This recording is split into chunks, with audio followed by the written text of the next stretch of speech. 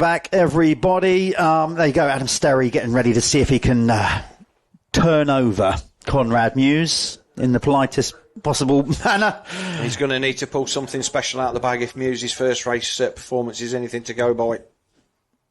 Absolutely, yeah. And there's Josh Gilbert there. He came in third in that opening moto. Much improved start. He was happy with that.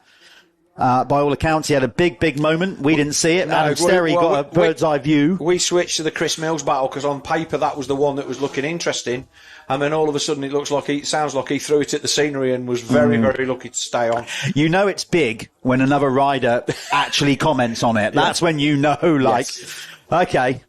Yeah, and that's exactly what Adam Sterry did. So I think he was happy. I mean, he made his job easier. He didn't have to pass him, but I think for a moment there, Adam thought, oh God. So it sounds like a good save from the Lexa rider, number 326, Lexa Honda rider.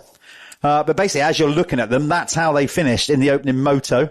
Taylor Hamill had an inspired ride. He kind of came through from just inside the top 10 to work his way up to fourth on the Bike It DRT Kawasaki. Tristan Purdon on the SC Sports Home Husqvarna came in fifth.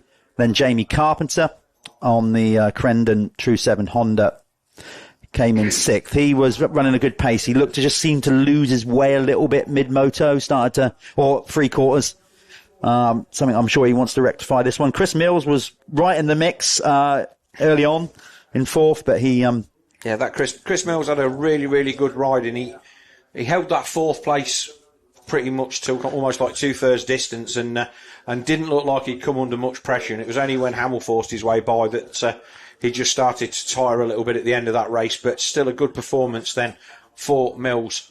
Yeah, and then it was Jason Mira, always good. Jason is a real charger, another rider, we say, the Mira dynasty, if you want to call it that. There's a bunch of them that ride. Jason, again, coming over from Northern Ireland and competing, so that's great.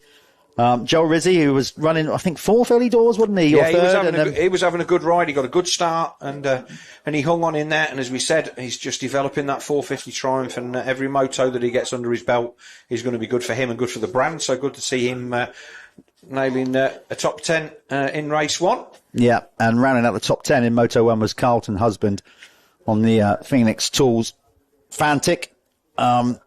Easy to still say Kawasaki because they were Kawasaki for so long, but of course they're now on Fantic, and Carlton always gives 100%, one of the most hard charging riders out on the circuit.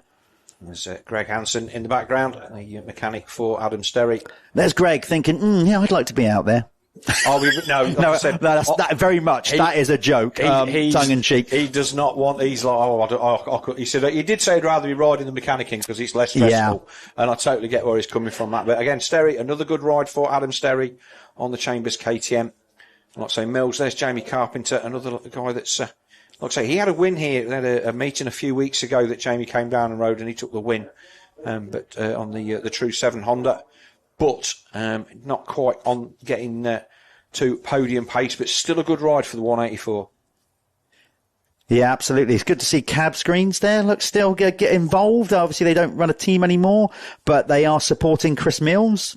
Yeah. So, and they were the Weber family obviously still heavily involved, even though, like I said, they're no longer running a team. Maybe they'll come back. You never know, but the fact that they're still involved in some way in the paddock is certainly a good thing to see. And like I say, if Taylor Hamill gets a start, is he going to be? Do you think he can take it to Josh Gilbert? I think so. I mean, going on the first race performance, the way that he methodically worked his way up to fourth with some nice moves, that has to be said. Nice calculated moves, not just throwing it in there. It was a nice race from Taylor, but obviously he gave up a little bit at the start. He had to work for it. So if he can get a better start, you'd like to think he would be able to hang on to the coattails of certainly maybe Sterry and Gilbert. And I'm only going on the first race performance because when somebody wins by 30 seconds, as in Conrad Mewse did in the first moto, you've got to say they're just riding at a bit better level. And let's not forget that Conrad Mewse started just next to the doghouse. He conceded all of that inside of the gate to everybody else and backed himself to get there first, drop it over the front of everybody else. And he certainly did that and found his way past George Gilbert on the opening lap with that really nice pass around the Apico bowl turn that had us spinning in our seats slightly. And it would just be nice. You'd like to see you'd like to see Adam Sterry get a gate. You'd like to see anybody get a gate and just see what they can do at the front. Like Josh said, he just didn't have the pace for the rest of the race after he scared himself a little bit, and he took a sensible third. We'll see what his teammate John Adamson can do, because he was right at the back. There's Stephen Sword. There's Will there, the mechanic, obviously talking to his rider, Jamie Carpenter, but also Taylor Hamill, because he's obviously worked with them as well. Taylor used to ride for that team. There's Tristan Purdon there. Deep in thought is Mira. That's Carlton Husband. Don't forget, as you're watching this, please like and subscribe. Remember to keep following us on social media. That's where you also see stuff. We got the Prox Pit Pass coming midweek. While all the racing's been going on, the team have been going around. They're getting all the scoop from the paddock. Yes. So don't remember to watch that. That will drop sometime midweek. It'll be all over our social media. Motul British Championship, ACU British Championship, and you'll find us on YouTube as well. So the guys doing a lot of good behind the scenes media. And don't forget, we've got championships within championships. We've always got the Planet Moto Fastest Lap Awards. We've also got, First Lap Leader. Yeah. We've also got the Phoenix Tools Fastest Lap Award. So we're trying to, get a little bit more incentive, put a bit of money in the riders' pockets for these extra incentives as well. Just trying to raise the bar with it all, really. The rest of the riders, that's the 401 Jack Beniston. Sorry, Ash Beniston. His brothers are up from my neck of the woods. I should really know, shouldn't I? But everybody waiting patiently then to go to the gate for the final race of the day. Harry Bradley. The results get just dropped in. Big shout out to Apico, of course. We got so many series partners, but this one is brought to you by Apico. Go and check them out, doing good things. I mean, a brand that's been synonymous with motocross for so long. And the guys doing a great job up there. Well, we've just got a quick second. We've just been handed the official results then of the MX2 class, and it was a win for the number 100 of Tommy Searle. Then he's going to take overall victory from Billy Askew in second. So a good day for the Dirt Store Triumph team, taking first and second. Bobby Roos then, he came home in third overall, with Ian Doonson recovering to take fourth overall and on 35 points. So 47 for Tommy, 38 for Billy Askew, 36 for Bobby Bruce, and then Ian Doonson then the 574. He's there in fourth, with Ben Mustoe in fifth. In the under-21 championship, Billy Askew then taking victory in that on 45 from 44 from Bobby Bruce, and then Ian Doonson in third. Well, there they are, all out on track on their sighting lap. We're going to go to a final quick run of adverts for all the beautiful people that get behind British Motocross, and the live stream brought to you by Dirt Store TV.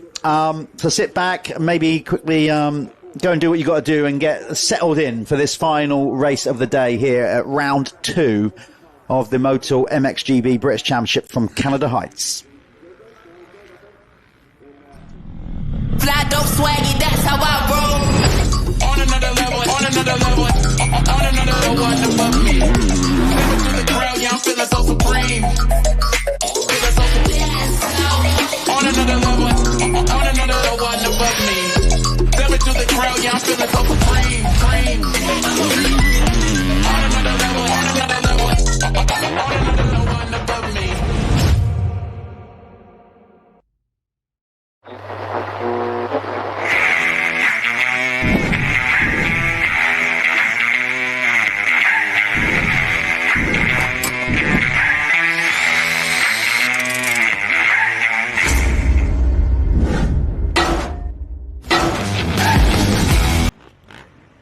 Me and Phil were just admiring the Apico workshop there, watching that advert, thinking, it's very much like mine at home without the kitchen table. Without the kitchen table.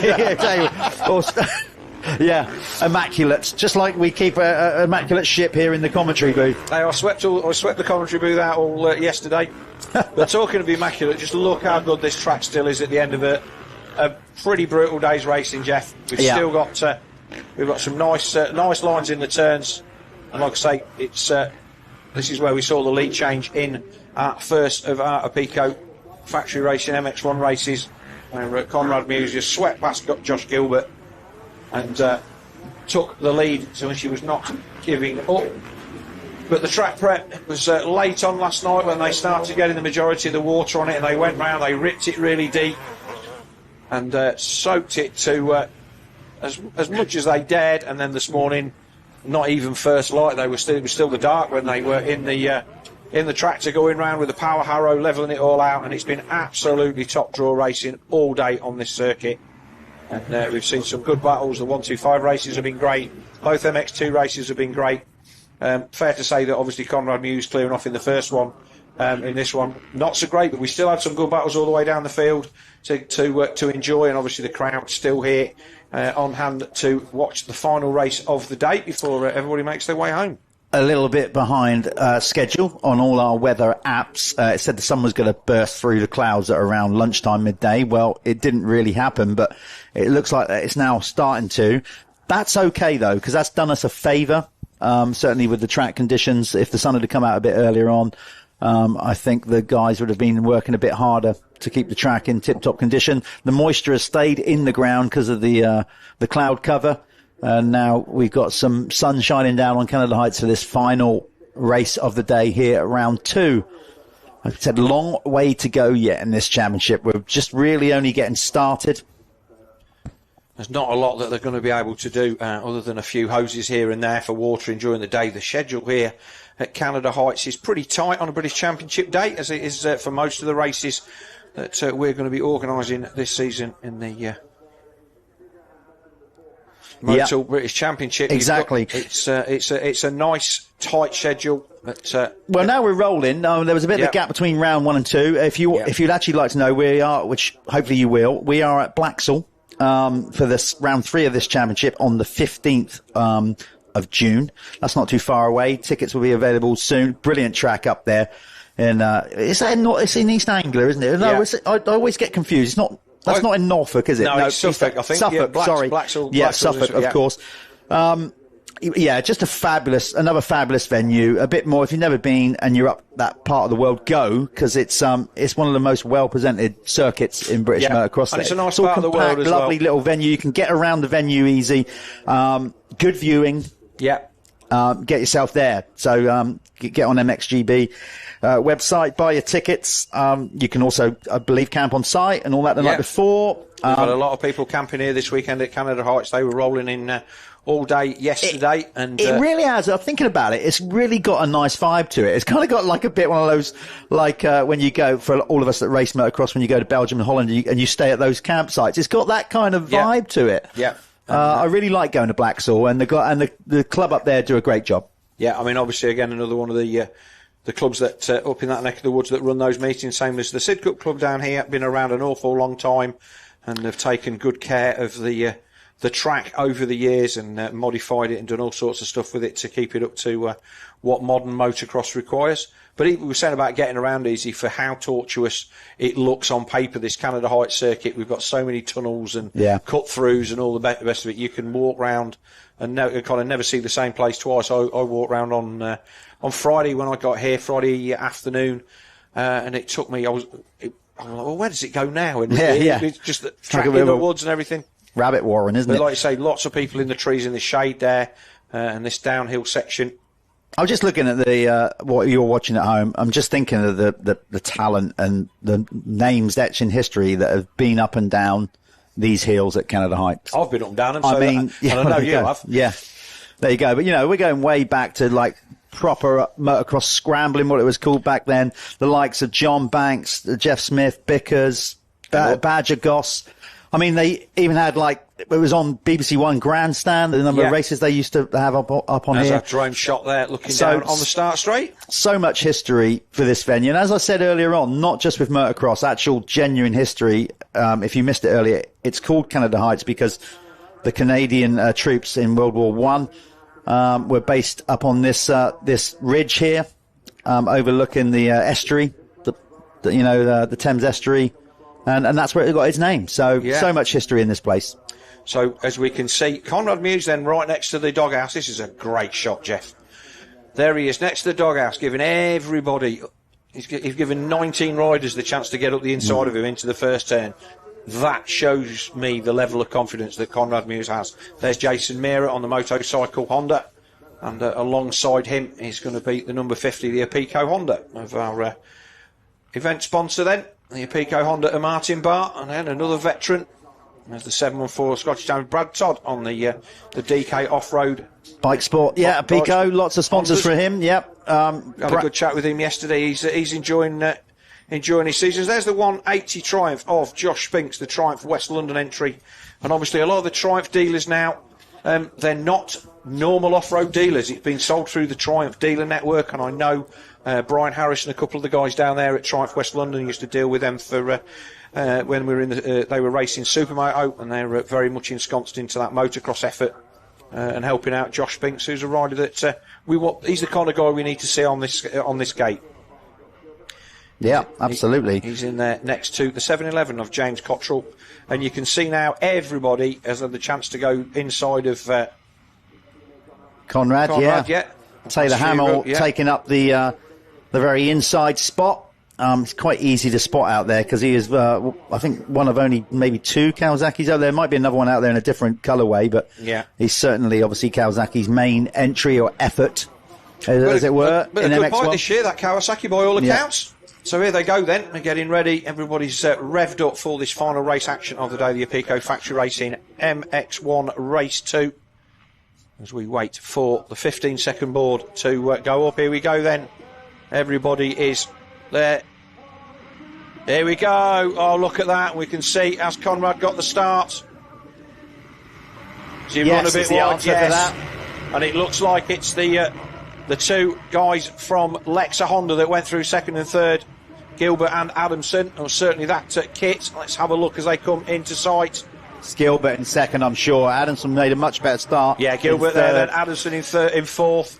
5th place looks like it might, next rider on looks like it might be Adam Sterry on the 811, and he's already put Adamson there. Carpenter's in there. Another good start then from Putnam. He's there well up as they come through. Oh, Mills is buried, so Chris Mills is great first lap. The shenanigans at the back. There's Ben Putnam, this time actually getting off the start on that. That KTM 500. I think he got to the gate and realised he'd never done a practice start on it, but he's got it across the line. But it is Conrad Mewse then that leads them away. Sterry then already up to third. Charlie Cole watching on there in the foreground, the Phoenix rider, currently not racing, injured. Yes, I did.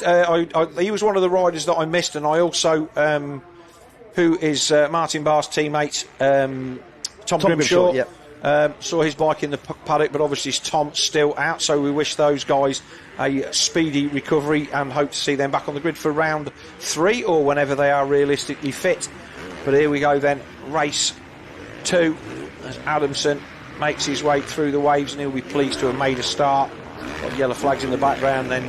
Very much so. I tell you what, John, I wouldn't say he desperately needs one, but he's due one. I mean, because we know his speed's there and all that kind of stuff. The Lexa rider could do with a solid result here. Just a little pick-me-up. Yeah, look, he's what I call a journeyman rider. He's a guy that grafts, he puts in the hard yards. It's great that he's got a chance on the team with Josh Gilbert that's enabling him to go and spread his wings at GP level. And he just needs to bring the speed that he's finding out there into his British Championship results. And he's still there, just at the back of Adam Sterry. The classic breathe on the board there from Rob Bosley. It's the most obvious thing in the world, but there's sometimes you can be in a race and you're like 4 laps in and you realise that you're literally dying because you're not breathing properly. And again, one of the things that even the most skilled riders like Conrad needs that reminder. Here's Sterry round the outside, not quite. Adamson then still there in 4th. 5th place then, a good start for Brad Todd. Then it's Purdon, then it's Hamill on the DRT Kawasaki. So Purdon having a better start and a much better race for the 714 Brad Todd Honda, the DK bike sport rider, up there inside the top 6. But Sterry doing everything that he can to try and look for a way past. And last time, obviously, he was gifted that a little bit by the mistake. We'll stay with this battle because last time we walked away, it all went pear-shaped and we missed it. So while this is as tight as it is, this is what we're going to look at. It's a tough one for Sterry. We've got Wave yellow. No, medic flag there. So Okay. I don't think that's Conrad. I think that's somebody maybe hit the dirt from. Yeah, there he is on the side of the track. That's okay. It's the wave yellow. He's off track. That won't be any kind of red flag incident or anything like that. So the medics can attend to that rider safely. And again, while we're on that subject, big shout out to all our medical crew, track crew, all our marshals, everybody that makes these events happen. Yeah, a big thing of these events is the people behind the scene, the people from the Sid Club who have been here all week getting prepped. The MXGB crew. I mean, we rock up on a Saturday, and 90% of the work's done, Jeff. And we swan around like we own the place, and then do this on a Sunday afternoon. So those are the guys that are going to be here into the early part of next week, clearing up after it, and then to see such a great crowd here enjoying the labours of their work. That's great. And I'm looking at the timing screens, and it looks like the only rider that has come round on that lap is Joel Rizzi. So that may be the rider that's down at the far side of the circuit. Well, that is a real shame if that's the case. We're trying to get a bit of momentum going on that dirt store. Yeah, it looks like it's down in 30th, and he's not showing any recorded time. So that's who we think is down there at the bottom of the circuit. So Gilbert then still got a decent advantage over Adam Sterry. Sterry not able to close the gap. And let's not forget, this is for second overall. So bragging rights here, and there'll be team bonuses and whatever for podium positions. These guys aren't riding for free. And Gilbert will want to... He'll want a bit of redemption for giving it up, I think, in that first race. Look how choppy it is in that corner, Jeff. Yeah, I saw that earlier. I was thinking, God, I don't want to be going through there.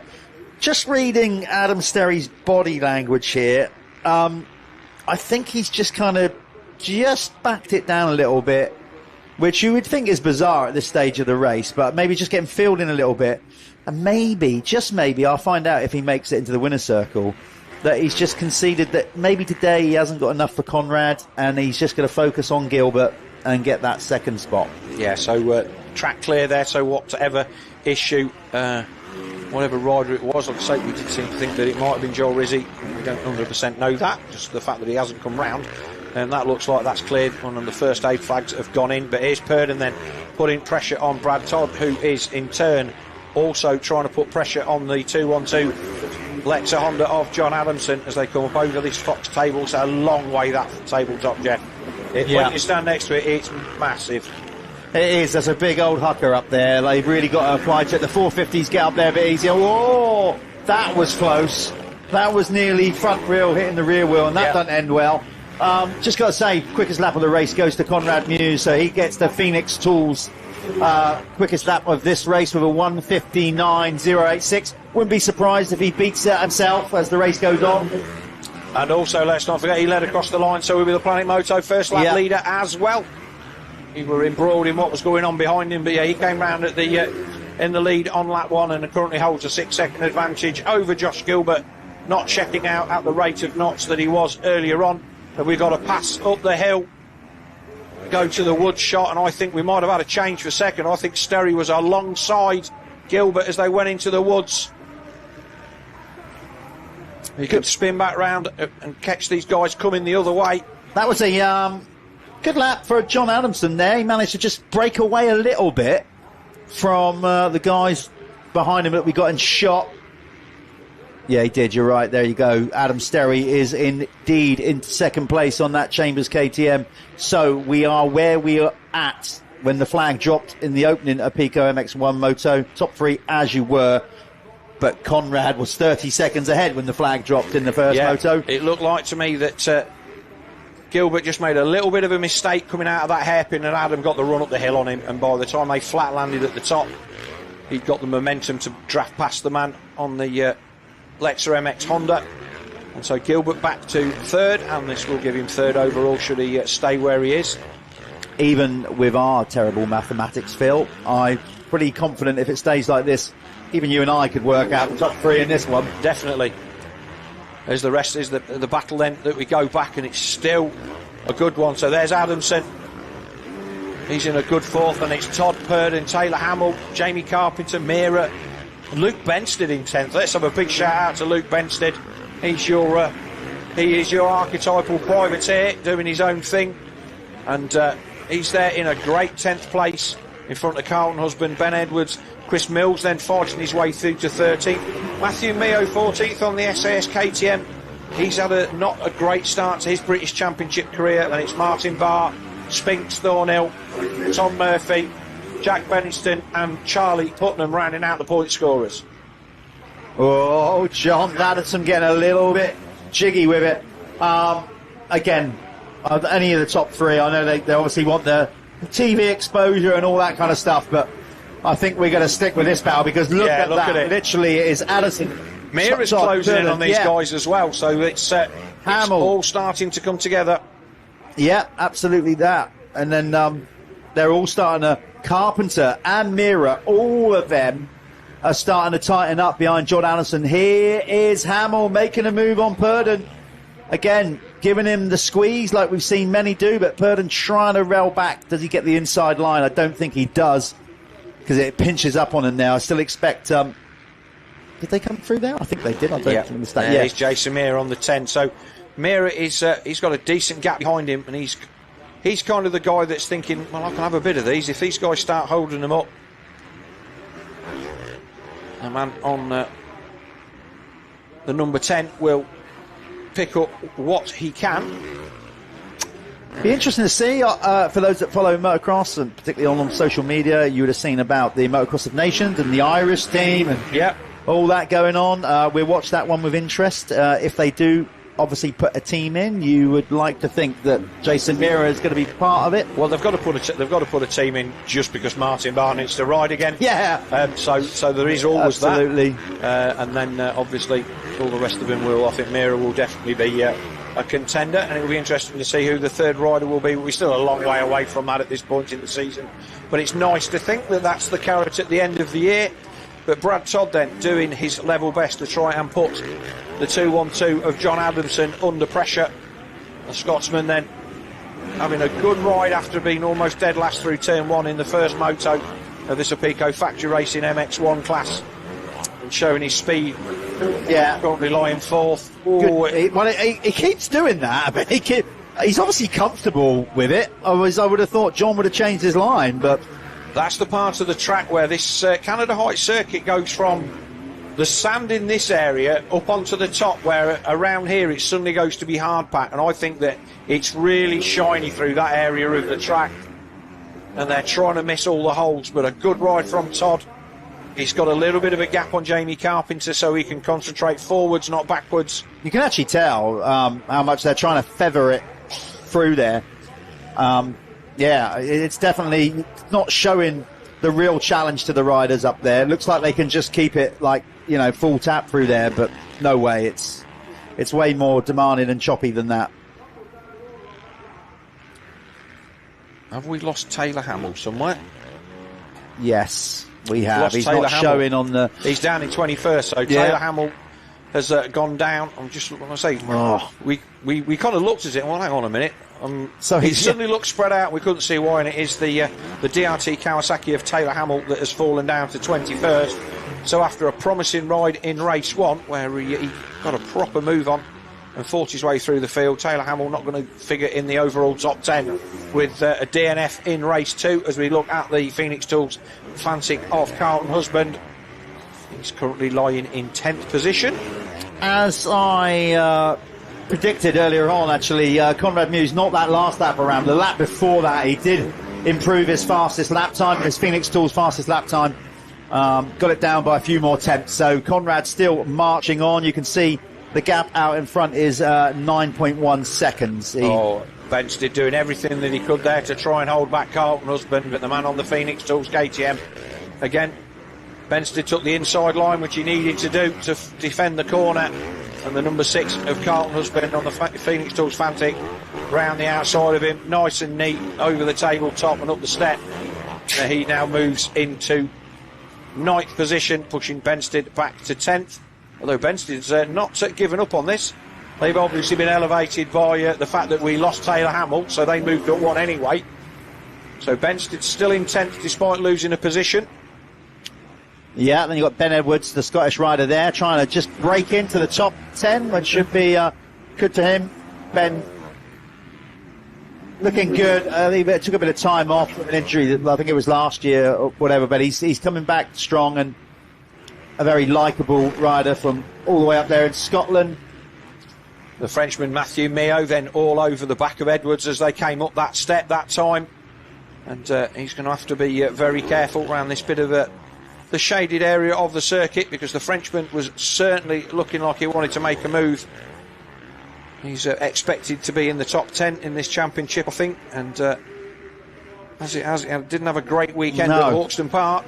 But let's not, new tracks to these to him and his brother is running MX2. Yeah, so they did a bit of British Championship a couple of years ago, didn't they? Not much. I don't think they did the whole tour. No, they didn't. Maybe they did. I can't remember, but they definitely raced some of these tracks before. But Matteo there is, he's not where I'm sure where he feels like he wants to be. No. But you know, they got to keep grinding, try and break that top 10 and get a bit of confidence going into their racing program. Benstead is doing solid here. I'm impressed. Yeah, good rider, like I say. And this is what we want to see, your good centre level, top level expert riders coming and having a go at this Motul ACU MXGB British Championship and putting themselves against the best guys in the country on a national level, and which is how it always was always designed to be. And you come and have a go at your local race, and if you do well, you maybe come and do a couple of the others. But Husband then just starting to make a little bit of progress away from Benstead. Benstead coming under pressure from Edwards. Meo. Martin Barr in there. In fact, I think Martin Barr might have passed Meo on the run down that hill. We'll have to have a look. They went across the line. It was very close. There's Jason Meera on the number 10. He's having a lonely ride now in 7th. You can't see Jamie Carpenter. Carpenter just there in the trees away. But the Irishman on the number 10 motorcycle is Meera on a gas or a Honda. I'm not quite sure. Gas. It is a gas, yeah. Okay. So Meera on the motorcycle, gas. There's Todd, and there is the 184 of Jamie Carpenter. So that's the battle. Meera has dropped off the back of that. This was where the 23 of Taylor Hamill was in the battle, but Meera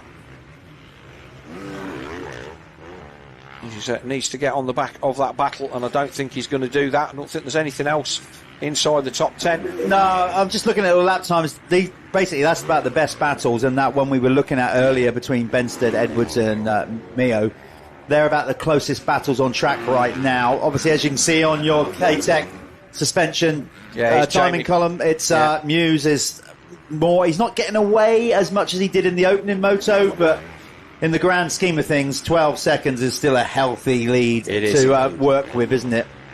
I'm looking at that. Tristan Purdon I think he was in front of Meera, and I'm wondering if he tangled with Hamill, and that's the reason why there was a bit of a gap there, because all of a sudden we'd lost a couple of riders, and that's what's moved Meera up to 7th. Purdon's still shown in 8th.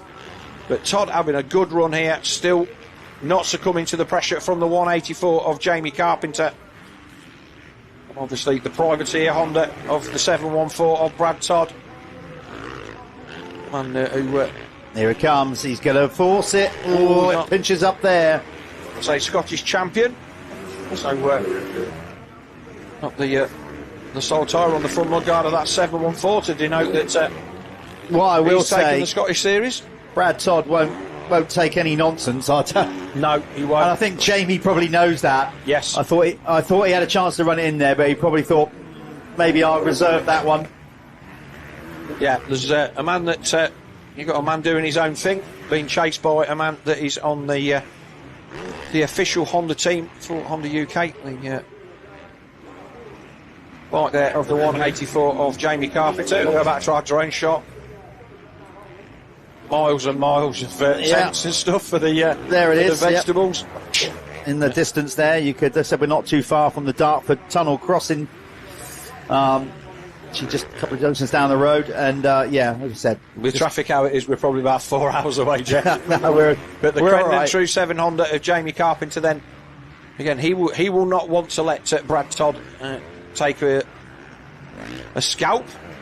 But not a lot that he can do about it at the minute, and Meera is there in the background coming through the RFX waves. I say Jamie Carpenter's riding very tidy there. He was pretty immaculate through the roller section. I love the way he landed off that step down and then just picked the front wheel up over those bumps that were forming into the bowl turn. All very nice stuff, not just slamming stuff, trying to time his throttle control. But I think this is where the maturity of your MX1 rider comes in. They know how much energy they've got, they know how long they can keep it for, and they ride accordingly. Where I think in the lower classes, it's very easy for guys to get carried away. I mean, sometimes if you're at the front, you're just going to go as fast as you can for as long as you can. But by the time you've got to the level that these guys are MX1, they know what they're capable of, and they don't get giddy with it. They know with the start they're all capable of running a certain pace for at least 20 minutes. And then it's just a case of getting the hard yards done early in the race and giving themselves a shot. Yeah, particularly on a 415. Yes. I mean, when you start to get fatigued on a 415, it can really get away from you quickly. So, you know, keeping it in check and bringing it home. I mean, the fitness levels to ride a 450 flat out for 30 minutes is right up there. And Todd always gets a bit of a kick there, but he's inching back towards John Adamson. And I know Adamson's obviously been away doing GPs, and he'll have a level of fitness from racing at that level that often, because he's had like 4 GPs in 5 weeks or something that Todd has not had. But I think that Todd's fancying a bit of this. Yep, he is. He's really looking like he's starting to dig deep, and maybe Adamson's starting to feel the heat. This will be a clash, because these two are no strangers to a... They don't mind a bit of confrontation. Yeah, I know they obviously they both do the Scottish Championship, and that's gaining traction as well up there. It's a nice championship to go and take victories at, and obviously the confidence that gets as Todd goes triple, double through the RFX waves, right up the far left of the circuit there, and it's just picking. You can't see how severe the bumps are from this angle, but you can see. What we've got going down the hill there is what we've got coming up the hill the other way, Jeff. Yeah, those ruts all just starting to churn out a little bit more. Those braking bumps getting a few inches higher. Doesn't sound a lot, but at speed they suddenly look bigger. They obviously affect the handling of the bike differently. And yeah, you got to start thinking about that, particularly this stage of the race. You know, like you might want to even start looking for those, like, I'd say smoother lines, not necessarily direct lines, energy efficient, and ultimately that might bring your lap times down at this stage. Talking of lap times, Conrad Mewse, last up around, he's rolled off a little bit by the looks of it. He's got his lap times down now, back to like 2 minutes exactly, or just over, but he's still pulling 2 seconds a lap on Sterry, who's doing lap times of 2:02. It looks like Tristan Purdon is slowly closing the gap on Jason Meara in the background there, as Todd comes up that flatlands that step, and still not able. In fact, Adamson may be just a couple of bike lengths to the good from where he was on the last lap. This is the bit when you're racing here in a club meeting, it's in the trees, you can have a rest and nobody can tell. Not now. Not on our live stream. Not on our live stream. Yeah. No hiding place for these guys. And as Adamson then comes down the hill, and again, that is a lot steeper than it looks. For those of you who have not been to Canada Heights, the hill's not Hawkston level by any stretch of the imagination, but these downhills certainly get your attention with the fact that you're jumping down them and the chopping the bumps and all the rest of it. Even though the braking bumps into that wall down there, the Motul wall, it's really taking it out of Adamson. He is so gritty though, so fit. He is a bit like the Terminator. It takes a lot to slow him down or derail him. He just keeps going. I mean, John Adamson is the kind of, if he was like a boxer, you just think, mate, just stay down. Well, when we saw him at Hawkston, he looked like a boxer because he had 2 black eyes from I believe it was a training crash midweek that he did, and he looked very second-hand, but he gritted out some great results. He will just keep getting up and just keep coming at you. I mean, they got kind of like you've got to knock him out to finish him, basically. Yeah, he's that kind of just. He's riding his own race here. He is not looking over his shoulder. He's not giving Brad Todd any kind of indication, as we see. Josh Gilbert dropping down now. He's a decent amount off the back of Adam Sterry, as Sterry disappeared off into the distance in the lappers. That's a nice line up there, using those little kicks to get you over the top. Going back to the very start of this the opening lap, we were right, I think, with our call with Rizzy. Yeah. He's now classed as a DNF along with Ben Putnam on that old 500 KTM. They are the only two currently shown as a DNF, and the rest of the runners are still circulating out there. Yeah.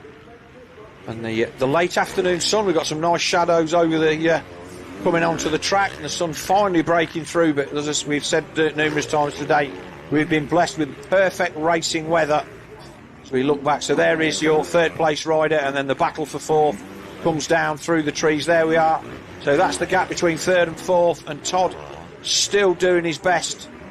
There's Carpenter and Mira, so this is fourth, fifth, sixth and seventh place. And whilst none of this is going to affect the podium, which is obviously going to be Mewse, Sterry and Josh Gilbert, racing for fourth place, I think off the top of my head we're going to see Jamie Carpenter with a 6.58 fourth place overall. We'll go back and have a look at our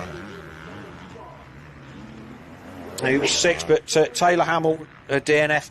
Tristan Purdon is on a 5.8, so I think that Carpenter followed him home in the first one, and he's a couple of places in front of him in the second one with a bigger points gap, so I think that that's going to be enough for Carpenter to take fourth. So I think Adamson was quite a long way down in the first one after that not so great start.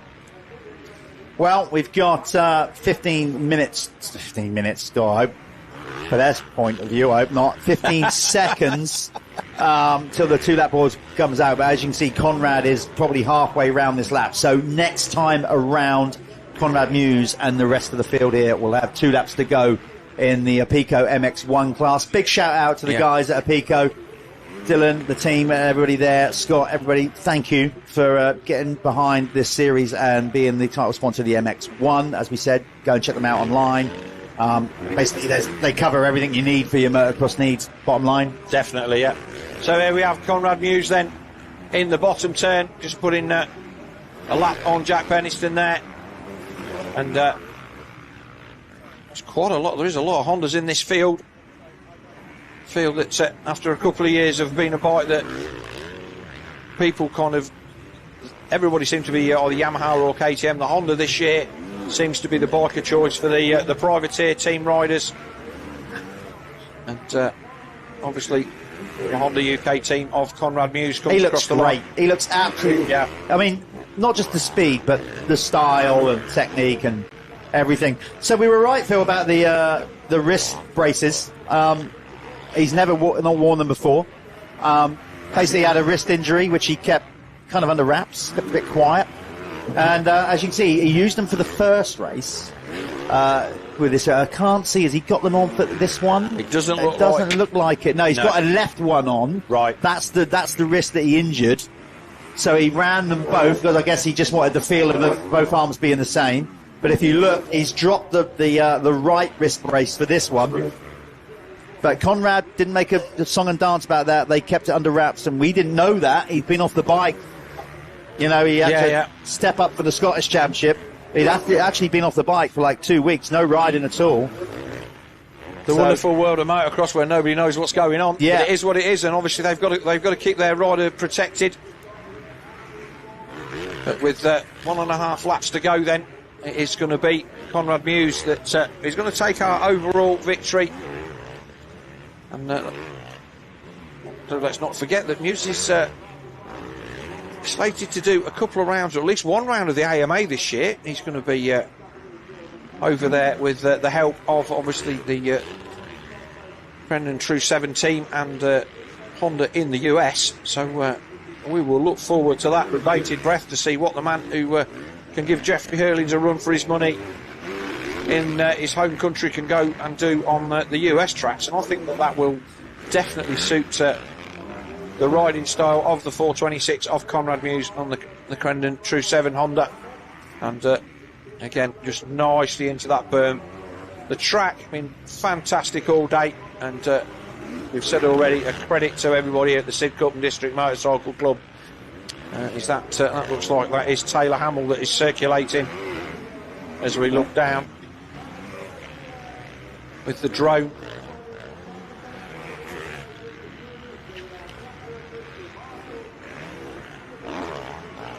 around the end of the start straight for the final time. Oh, bit of a bobble there. Amazing on the pit board. And the guys then actually standing down in the corner, because where the pit lane is, it's really difficult for those guys to look across. There's a step down jump there, so they need to be looking where they're going.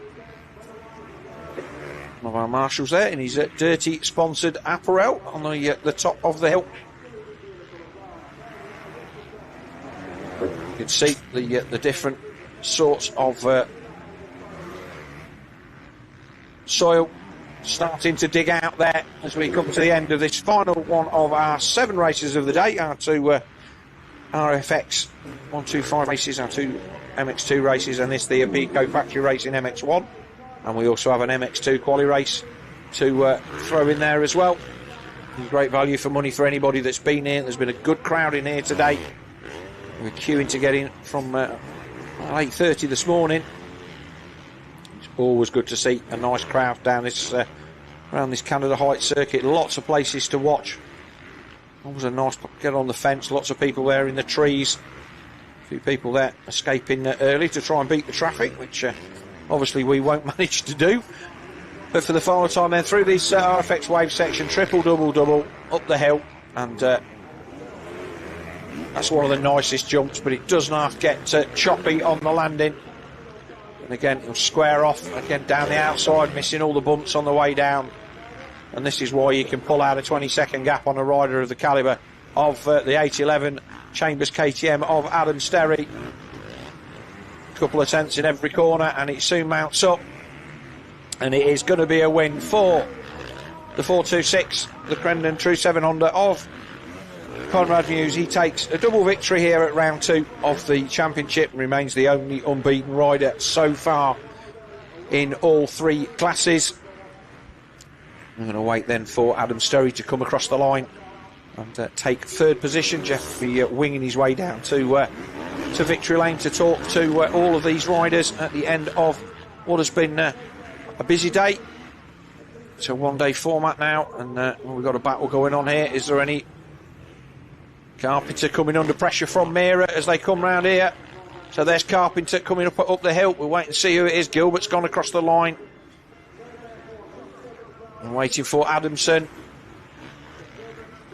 So there's Adamson. Adamson comes across the line. Todd.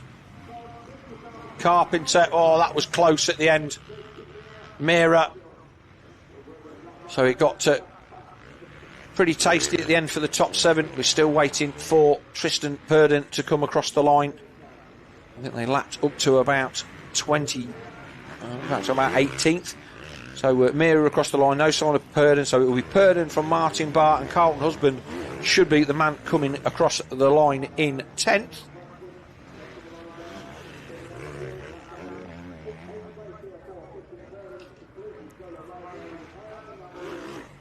There's the 180 of Josh Spinks. So yeah, Purdon across the line in 8th. Spinks currently lying in 13th. So 2 top 15s, I think, for him on his return to British Championship. He'll be fairly happy with that, no doubt. And everybody else just fighting over the last few points. So that's the top 10 over the line. And like I said, it was Purdon from Martin Barr with Carlton Husband. We're going to take a short ad break, and then we'll be handing over to Jeff down in Victory Circle.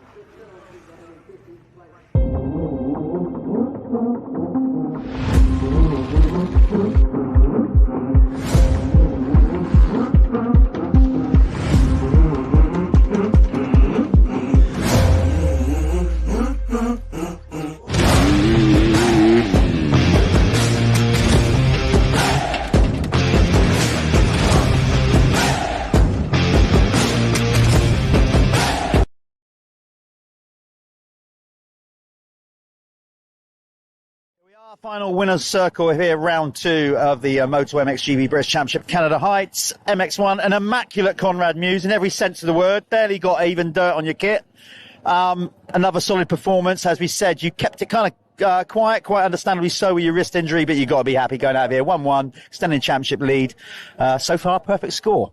Yeah, I'm so happy with today. I really didn't know what to expect coming into here. I've been stressing, man, for 4 weeks, not being able to ride. Like, it just does a lot to you mentally, you know, like these boys are racing GPs week in, week out, and I'm watching it thinking, God damn, they're getting the practice in. But no, I'm just happy, you know, we absolutely dialed the starts the last few weeks on Crendon 27 Honda racing bikes, absolutely fantastic. So massive thanks to my mechanic, Rob, all the team who worked behind the scenes. The bike was a weapon all weekend, so I'm so happy to get 1-1 today. I can understand why you're amped, because not only have you extended your championship lead, now that they know that, and the fact that you've been off a bike for like 3 weeks and you've come out and still won, it's a bit of a psychological like statement, isn't it?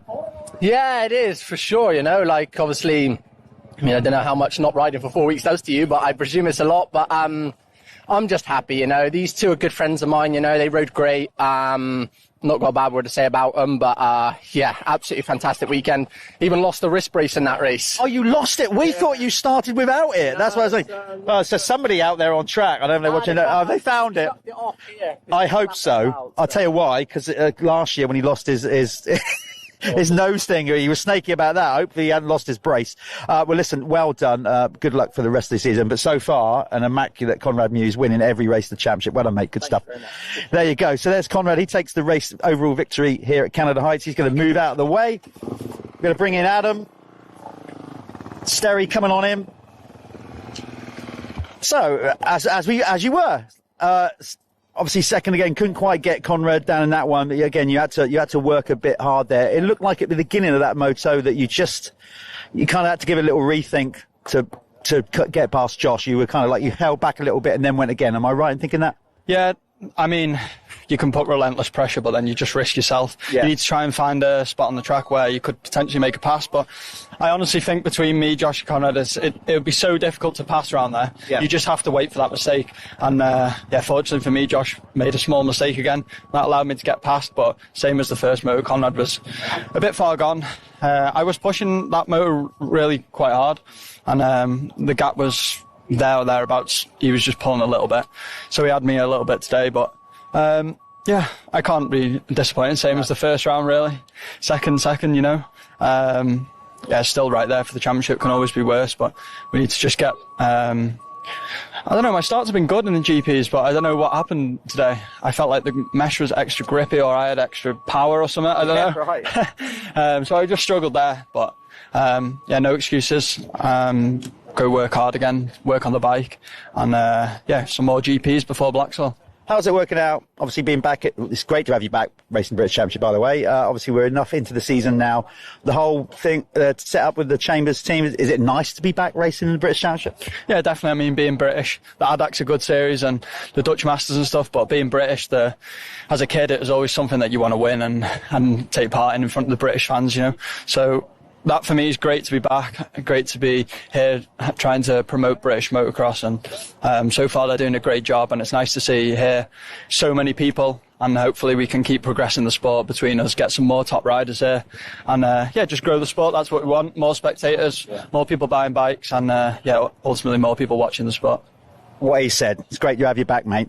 Good stuff. Congratulations on your second. There goes Adam Sterry on the Chambers KTM. We're bringing Josh Gilbert, taking not only third in the race, but third overall as well today in the Apico MX1 class. Here we are again. I thought you might be back. Not such a scary moment in that one, though, or at least we didn't see it. No, that one was a bit more plain sailing in that race. Yeah, I just I didn't really have the pace of Conrad or Adam today, which was a little bit frustrating. I've been struggling with a thumb injury for the last, well, it feels like forever, the last 6 weeks or so. I tore a ligament in my thumb in Switzerland, and you just riding each week, it just doesn't repair like you want it to, and it did start to creep in there, just like where you step down in those like holes, you just, it doesn't take that very well. But yeah, still on the box. It's a long season. I think I need to just take a little bit of a rest and then regroup, and then hopefully come back for Blackswell. Don't get many chances to rest, though. You got GP coming up next weekend. Yeah, that's it. But it's also in the week as well. It's just about trying to not do too much. I think maybe I did do a little bit too much this week, just because I knew that I just wanted to just keep chipping away and just keep doing as much as I can. But maybe I overdid it a little bit too much. I just felt a little bit fatigued in that race. So yeah. look forward to Blacksall. It is Blacksall now. It's Blacksall up next. Nice segue to the next round. Yeah, what he said. You need to get to Blacksall. That's the 15th of June, if I remember rightly. Obviously, see you guys there. And I am going to, not that you need to make excuses or defend him. I'm going to defend him totally on the FUM industry. It's amazing how much you rely on that sucker. When it actually started.